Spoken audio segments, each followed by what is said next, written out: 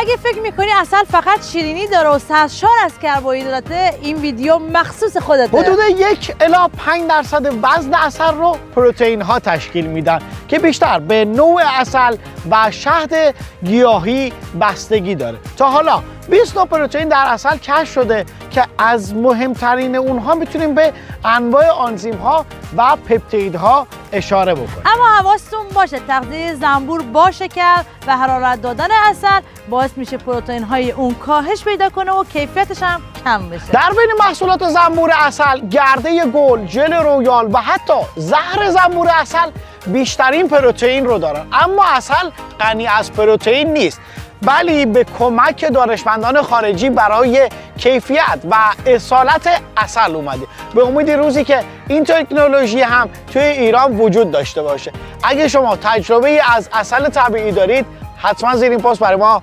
کامنت بکنید.